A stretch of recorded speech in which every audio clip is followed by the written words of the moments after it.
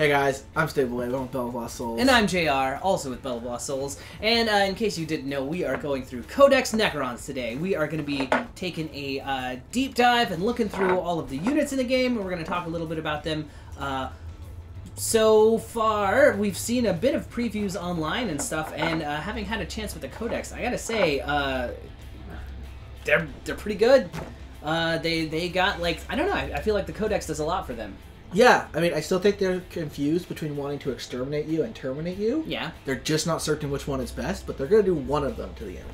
Exactly. And we are going to take you through all of the different ways they have to do so. So you can decide whether you want to exterminate all life or terminate all fleshy ones. Yes, definitely.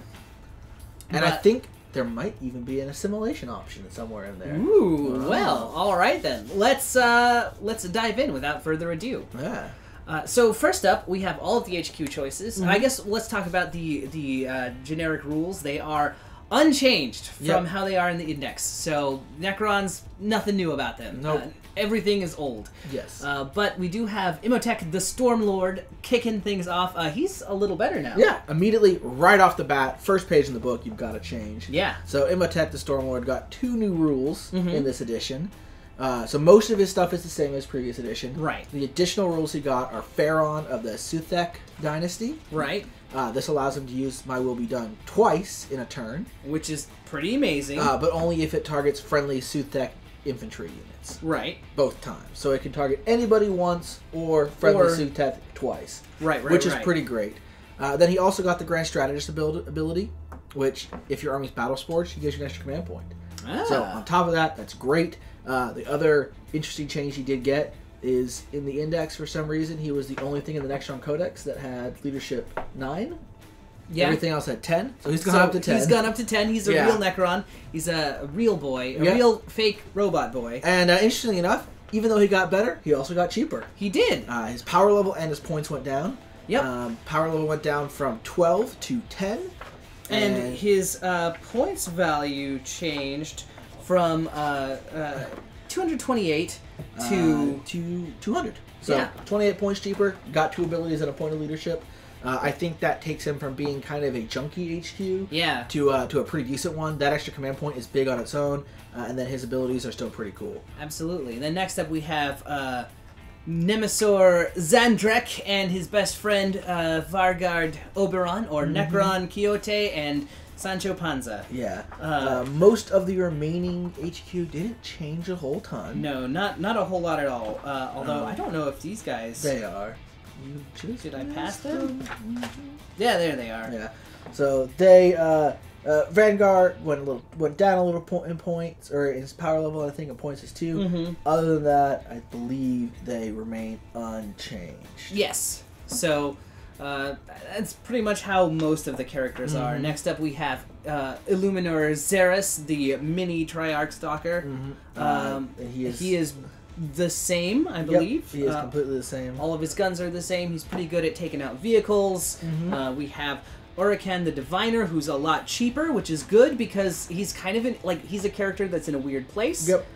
He doesn't really shoot and wants to get in there, but is a chronomancer, so you don't necessarily want him to get in there. And is also slow. He's also slow, so he's gonna have trouble getting in there. And like pretty much most of the characters in the book, he belongs to the Suthek dynasty, whatever. Yep. He's a friend of Imhotep's. Yeah.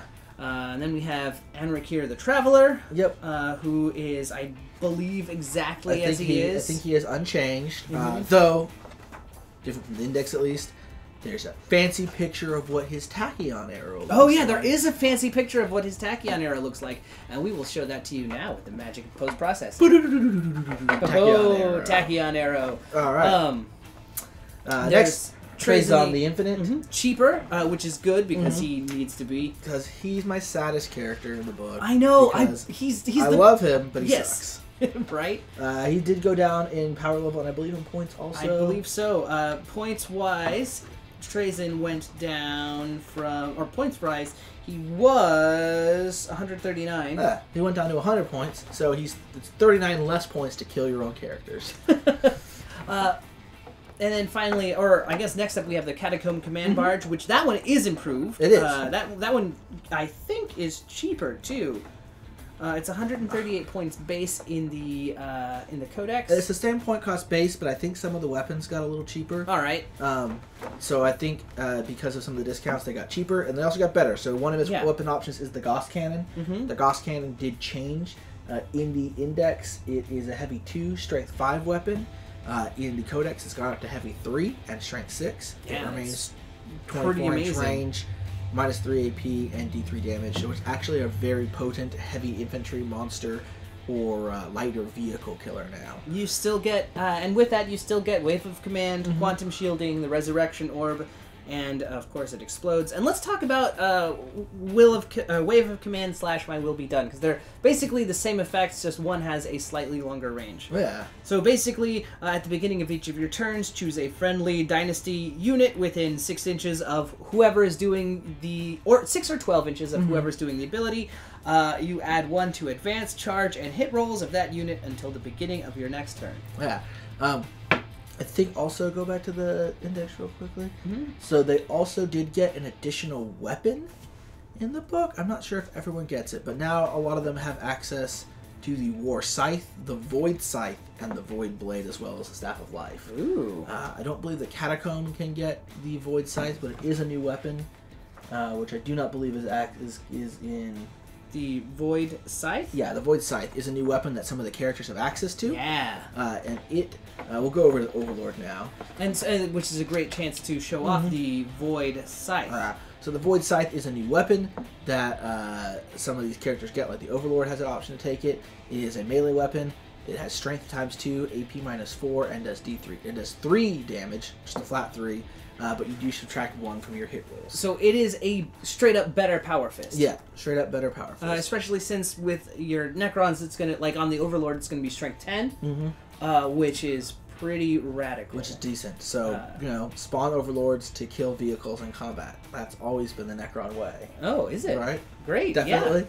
Yeah. Other than that, the Overlord, I think may have gotten a little cheaper, but he remains unchanged rules-wise.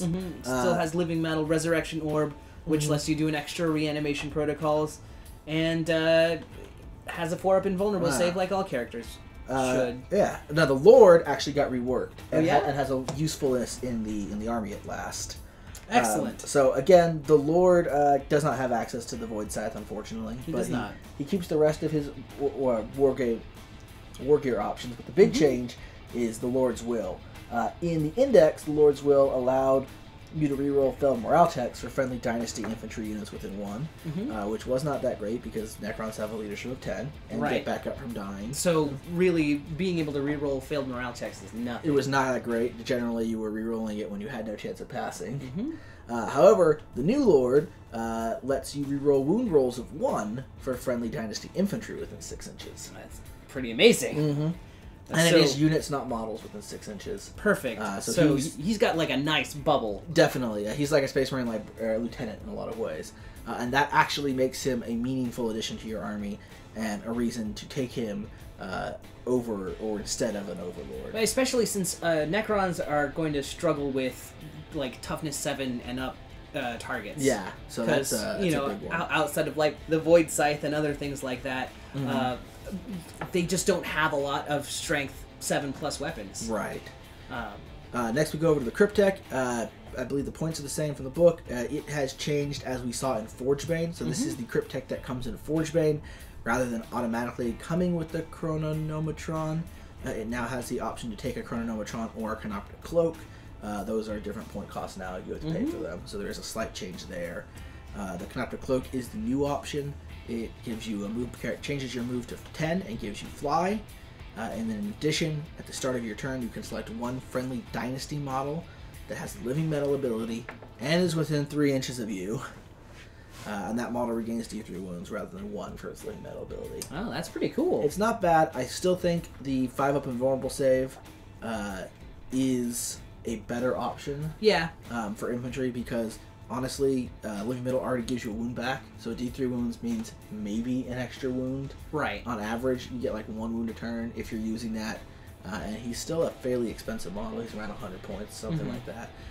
So it's still expensive to use him to go get that 1 extra wound. Speaking of expensive models, we have the Destroyer Lord, Yes. who, I mean, I believe they, in general, got cheaper, and Destroyers are a lot better now. Yes, so Destroyers in general got a lot better. Oh boy, did they. The Destroyer Lord does have some fun options in some of the new war gear and stuff they can take. The Destroyer Lord, I believe, got a little cheaper too.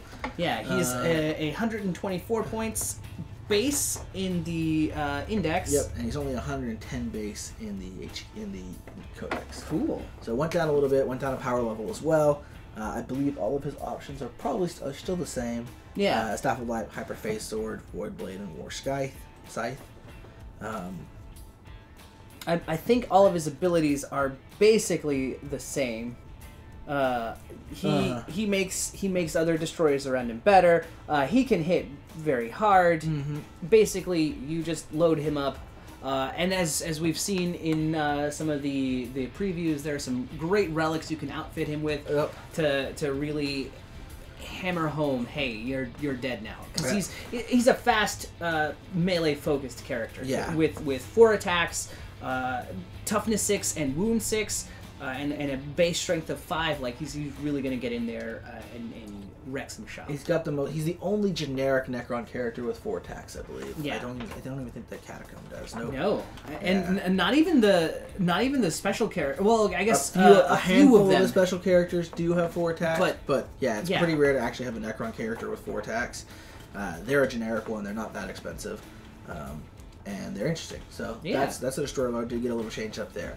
Necron Warriors are unchanged. They are. They are great now, though, because they get access to all the Dynasty special rules. Yep. I think with the Mephrit Dynasty especially, they can really make people feel the pain. Immortals are unchanged as well. Yep. They're exactly the same, though again, they're going to get access to stratagems and Dynasty codes and things like that. Lich Guard, I believe, are also unchanged. I believe so. Yep. Lich Guard are unchanged, though they do have some fun tricks as well. Death Marks as well are unchanged. Yes. Then we have Flayed Ones, who I believe are cheaper now. Yes, Flayed Ones did get cheaper. They are 21 points per guy in the Index. And they are 17 points in the Codex, so 4 points reduction per unit. They did get a few tricks again. We'll go over all that later on. But I think other than that, they are pretty much the same. Pretty much. You've got your Triarch Praetorians, which are cool, but I don't think I've ever seen anyone field them. Nope. They are also unchanged. They remain a mystery. Then you have the Triarc Stalker, which is one of the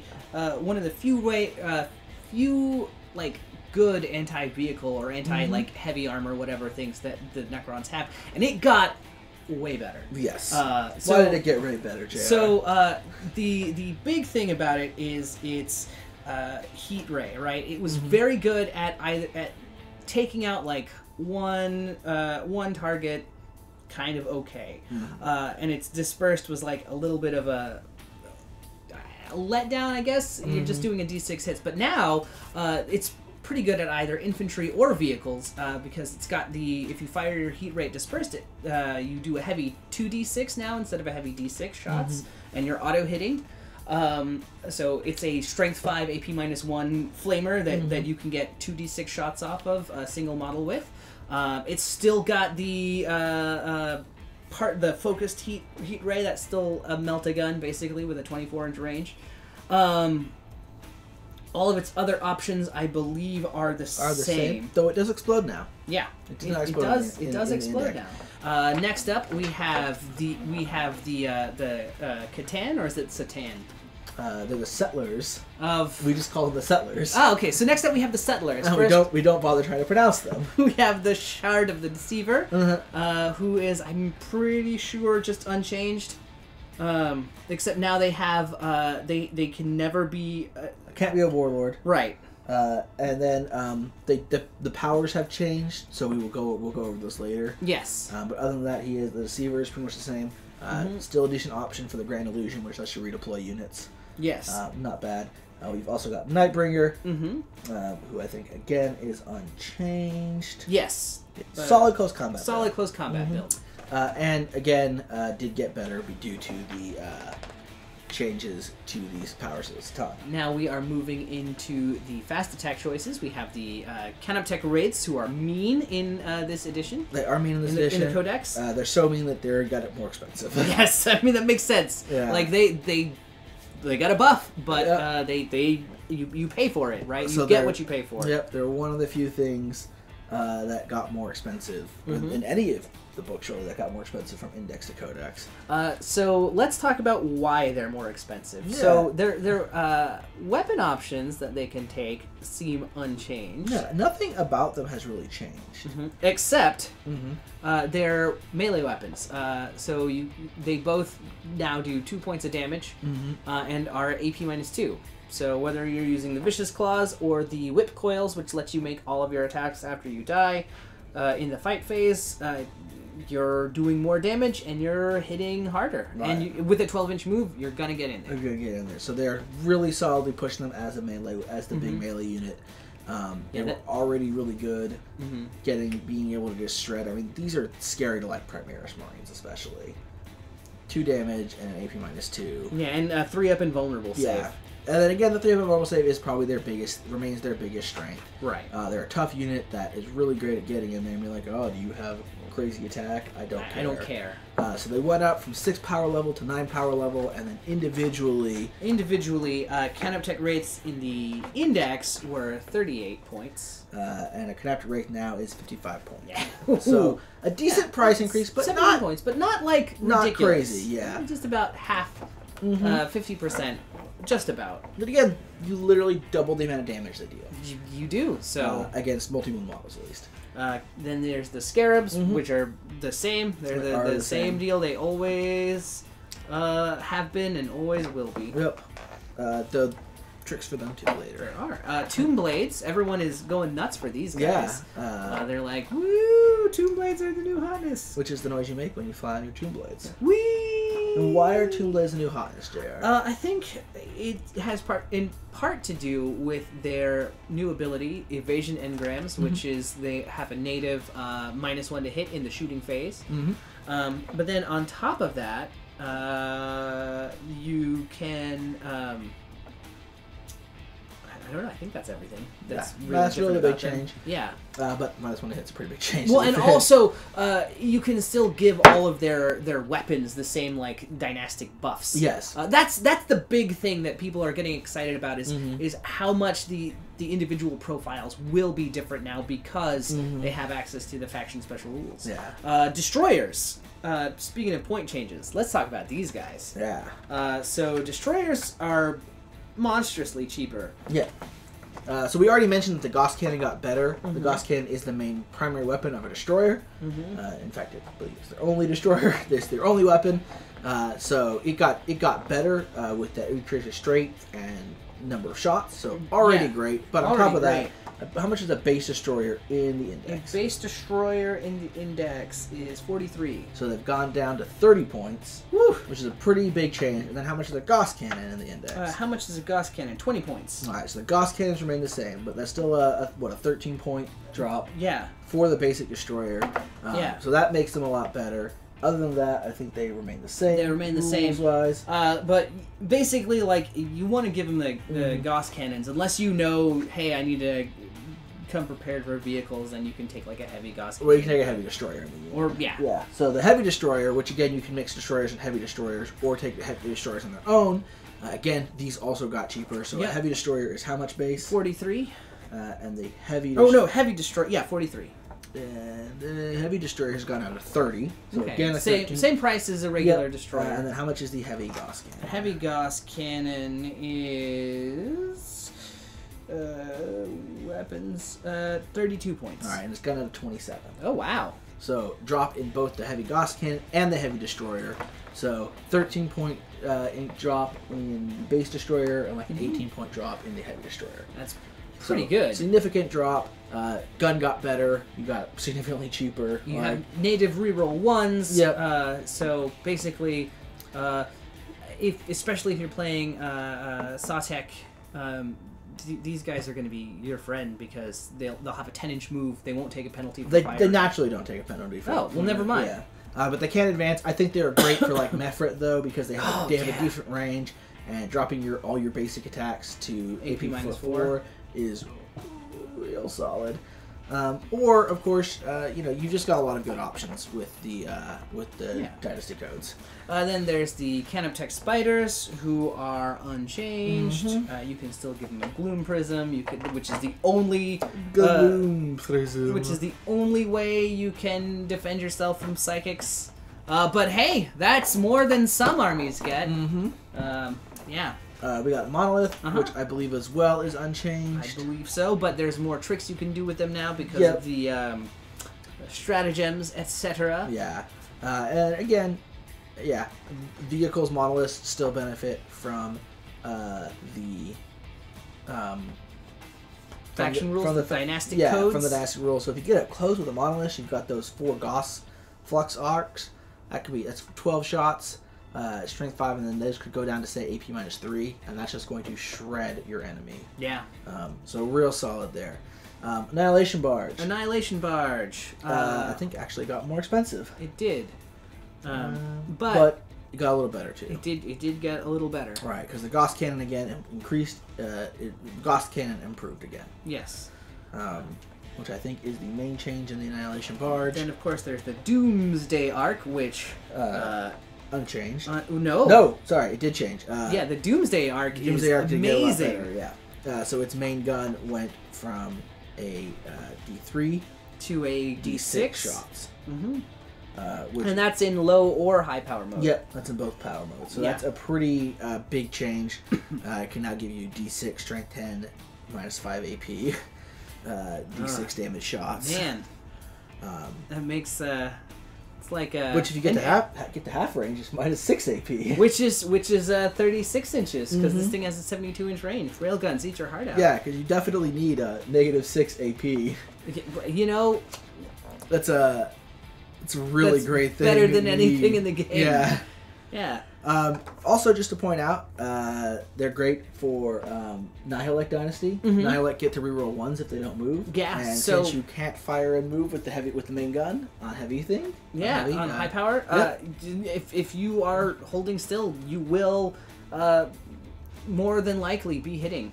Yeah. Which is great because nothing like rolling 6 1s on that attack. Nope. And being like, oh, thank God. All right, here's the big one. Yeah, this is the big one. And probably the biggest thing in the book that's changed. So the Transcendent Settler of Catan. Yep. These guys are amazing. Yeah. As a heavy support choice, their stats are the same, so they're still weapon and ballistic skill 2, strength and toughness 7. They have 8 wounds, 4 attacks, 10 leadership, 4 up save, 4 up invulnerable save. But now they have powers of the they know 2 straight up and can use 1 at the end of your movement phase instead of your shooting phases, which is actually an important change. It is. It's a huge change. They also keep the reality unravels, which is that they explode. They can now never be a warlord trait. Right. They can still be your warlord, I guess. Yeah. Which is weird. It is weird, but they can. They have now the fractured personality, which gives them a D6 different abilities that you can get if you want to roll them randomly. You can pick 2, or you get 2, or you can pick 1. Usually, you'll probably pick 1. Let's go through these. Yeah. So also just to point out, if you do roll randomly, you roll 2 dice, but doubles don't have any effect. You don't get to reroll on a double. So which is one reason that you might want to pick. Yes. So on a 1, you get Cosmic Tyrant. This model can use 2 different powers of this Catan at the end of each of your movement phases instead of only 1. Yeah. That's the best one. That is. I'm just gonna throw that out there. Straight up, that is the best one. Yeah, the powers are amazing. Now, I would expect that you will see that probably 80% of the time. So get used to Catan. Yeah, because with that, you can also take immune to natural law, which is at 2, and you get to add 1 to saving throws made for that model, which is pretty great. It's great, but it's you a 3-up invulnerable save. It's still not do 2 powers per turn. You've got Sentient Necrodermis, which gives you a D3 regeneration. Yep, at the start of each of your turn. Also great. The next 3 are kind of the more corner case ones, but you have Transdimensional Displacement. When you advance, you add 12 inches to its move characteristic instead of rolling a dice. Now this could be useful with some of the shorter range Catan powers, because you can advance and use a Catan power. Right. So you would go 20 inches with your advance, and you do fly. So that does give you an ability to get pretty much wherever you want, and then shoot off a Catan power. So it's not the worst option if you're building for a very specific kind of ploy. Right. You've also got Entropic Touch. You can reroll failed wound rolls for this model in the fight phase. It's okay. It's all right. It's strength 7. It is a pretty decent combatant. I mean, this is a thing that can easily go toe-to-toe with a Demon Prince, something like that. Right, but the reason you're taking them is for their powers. It's really for the powers. And then lastly, we have Writhing Worldscape, which is basically like it was in the Index. You deny cover to enemies, but now it's got a 12-inch aura instead of a 6-inch aura. And it's no longer a generic rule of the Yeah. So I think that's probably the least exciting one, especially if you're a dynasty that already gives you guys -1 extra EP. Yeah. And then there is a generic stratagem you can get that just denies a unit cover. Yeah, like that. Honestly, that one could probably just. I mean, if you consider that a Catan power can easily do 3 or more D3 mortal wounds from getting an extra Catan power, you've really got to measure up against that. Yeah, like, and do I want to deny cover to some enemy units, or do I want to just do 9 mortal wounds? Yeah, because you can't deny. You can't deny Catan powers. Yeah. So they just happen. Do you want to go over those now or later? You know what, we're talking about them. Let's go over them now. So let's go over the Catan powers Let's now. talk about why you want these guys, because that's something that we like. They're good. So, their powers. There are 6 Catan powers. You can either randomly generate them, rerolling duplicate results, or you can choose the powers each of these units has. If you choose the powers, you cannot choose a power for a second time. That goes across all of your Catan, all options, not just that one model, until all 6 have been chosen. Right. So if you have, for instance, 2 Catan, you get to choose 4 powers. 2 for each of them. You could not have any duplicates between those 2. Right. So in the original book, there were only 3 powers. Now there's 6. The first one is Antimatter Meteor, which in the original book, what did it do? Roll a d6 on a 2+. The closest enemy unit within 24 inches of the Catan suffers D3 mortal wounds. So basically kind of a version of Smite. Yeah. It's similar in this one. Roll a d6. On a 2+, the closest visible enemy unit within 24 inches of the Catan shard suffers D3 mortal wounds. However, on a 6, the unit suffers D6 mortal wounds instead. If the Catan shard using this is a Tesseract vault, a lot of these are better if you're a Tesseract vault. Yeah. The unit suffers D6 mortal wounds on a roll of 5+ instead. Wow. So that's just Smite basically. It's even got the big version, but it can't be denied by anything. It's got a longer range than Smite, and goes off on a 2+, so even more reliable. And can't be stopped. So that's just enemy units are going to take mortal wounds from you. Yep. Then there's Time's Arrow. You pick a visible unit. It's also in the Index, but now it has an 18-inch range instead of a 24-inch range. You pick a visible unit, you roll a d6. You can add 1 if you are using a Tesseract Vault. If your die roll beats the highest wounds characteristic in the unit, one model is straight up slain. You always fail on a 1. This is kind of like the least exciting of the powers because it's so swingy. Yeah. Like, on the stuff you want to use it against, it's it's gonna be real hard to do something. It's probably best used against things like Custodes 3 wound models. You have a decent chance of just being able to kill one right out, which is hard great. to do. And in that regards, it's you could do D3 mortal wounds, and on a 5 or a 6 you would kill a unit, and a model in this case, but on anything else you would hurt a unit. In this case you have on a 4+, you would kill a unit, so you have a slightly better chance of killing a model. but no chip. But if you fail, you don't do any damage. Whereas with a D3 damage, you at least do something. So that's cool. It does, of course, have... Or you can pick a character with it, though. You can. So if you've got... you know, a 4-wound character or a 5-wound character out that you do have a chance of just sniping. You can swing for the fences. Yeah. Definitely, unmodified wound of a 1 always fails because there is no unit with characteristics of 0. Right. Sky of Falling Stars is up next. This is possibly one of the best ones. Yeah. I think you'll see this on pretty much every game. What's it do? So you pick 3 different enemy units that are within 18 inches of the Catan shard. Don't have to be visible though. Okay. That's important. Then you roll a d6 for each. You subtract 1 from this d6 if the result of if the Catan shard using this power is a Tesseract vault. Gotcha. And then if the result is less than the number of models in that unit, the unit suffers d3 mortal wounds. Oh man! An unmodified 6 always fails. So on a basically on a 5-, if I'm attacking like a big squad of guys, I'm always going to be doing mortal wounds. Yeah, and that's to 3 different units. Yeah. And that's 3 different 10-man units basically are all going to take d3 wounds. So that's really just putting out damage there. It's not as focused, but I mean, most of these, again, the focus ones generally do d3 mortal wounds. So this is just doing that to 3 units. This is like something that Marines, not necessarily Primaris Marines, but Marines are just terrified of because you're just going to wreck a bunch of their squads. Yeah. This is great for fighting any of the elite Marine or Chaos Marine units, right? Oh, yeah. Berserkers, things like that are large, that are generally 5 or 10-man squads. You've got a really good chance of just wiping out 3 or 4. Blood Angels? Yeah. Blood Angels, things like that. So a really great one. Cosmic Fire, my other most favorite one, I think. This is one that I was talking about that 20-inch advance might become useful for if you were trying to do this. So roll a d6 for each enemy unit within 9 inches of the Catan shard. Add 1 to the roll if the Catan shard is a Tesseract vault. On a 4+, the unit suffers d3 mortal wounds. Wow. Yeah. So basically pick a 9-inch bubble. Yeah. And it's units within, not wholly within. Right. So pick a 9-inch bubble. Everything within that takes all enemies take a d3 mortal wounds. Wow. So this on is a 4-up. On a 4-up. This is sort of similar to like Mortarian's ability that does that to everyone around him. This is just, I'm going to plop down in your army and just start wrecking stuff. And this is great against like Ashton Militarum, any of those armies that have lots of little characters in them. This is just going to do a ton of wounds out to them.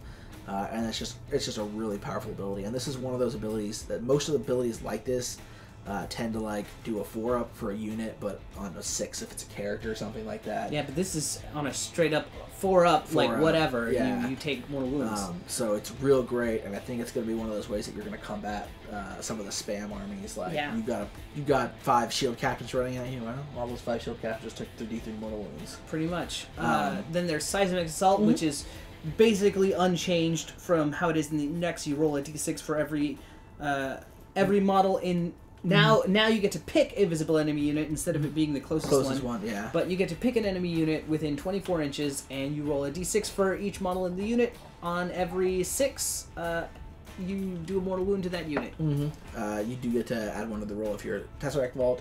Yeah. And I think the big change is you get to pick the enemy unit. Yeah, that's a big one. So it's not going to randomly go off on like a 3-man unit. You can hit that 50-man unit over there. Which is better, but it still kind of falls short in comparison to some of the other things. Yeah, I think it definitely does. Now, unless you are in a Tesseract Vault. Yes. This is probably the best one for a Tesseract Vault. Absolutely. Being able to hit like a big 20-man unit. 20 or 50-man unit, a giant unit of Orc Boys or a big unit of Cultists, something like that, and just do mortal wounds on a 5-up is pretty solid. Then finally we have Transdimensional Thunderbolt. Pick a visible enemy unit within 24 inches of the shard, and on a... roll a d6. Yep. You can only pick characters if they have 10 or more wounds, or if they're close to unit. So it has shooting rule restrictions against characters, basically. Right. And on a 4-up, and you get to add 1 if you're in a Tesseract Vault, the unit you've picked suffers a d3 mortal wounds, and then you roll a d6 for every enemy unit within 3 inches of your target, and on a 4-up, they also take a mortal wound. So it just like hits a guy, then spreads out and hits guys around him. Pretty cool stuff. I think they're going to need to clarify this because that's not 100% certain to me whether the initial 4-up has to hit for it to jump to the nearby units. Right. So that's a little unclear. I'm not sure if it's intended to jump if it misses initially. But yeah, so again, that's a great one if there's a lot of enemy units nearby. Yeah. That kind of thing. You can just pound them. You can't pick the character, but you pick the guy next to the character, and then it can jump to the character. It's pretty great. Pretty great. So you can just see that doing one of those a turn is a ton of mortal wounds. Doing two of those a turn is just so many. And you can take more than one of these guys. They're not unique units. They're heavy support, and they are a mere, and I do mean mere at this point for what you get, 225 points, which is cheaper than they are in the index. They are 232. Yeah, so they got slightly cheaper. 7 whole points. Woo! Just think how many more things you can fit. But yeah, that like 3 of those would fill out a heavy support slot, or 4. Or 3 would fill out a heavy support attached with which an HQ and throw in an HQ. Yeah. So, we've already heard people talking about running, 4 or 5 of these. Yeah. At that point, you can start doubling up on the powers. There's also a strategy that lets you switch one of your powers for another one. So you might very well start seeing lists that have 4 of these guys and. By turn 3, all of them are doing the falling stars, or all of them are doing the giant radius and mortal wounds. There's no way of stopping that. It's other than killing them. And they're hard to kill. They're 8 wounds. They're 8 wounds with a 4 invulnerable save and toughness 7. So, So have fun. Next up is the Ghost Arc, which is pretty much unchanged. I think it's still great. It still does all of the ghost barge things. You can still bring your guys back to life. I think that's pretty much that. We do have the Doom Scythe. The Doom Scythe. Which is a little more expensive in terms of power level. But weaponry is unchanged, I believe. Weaponry and abilities, I believe, are unchanged. One thing that it does get, again, just remember, Sutek means that it can move and fire its death ray without penalties.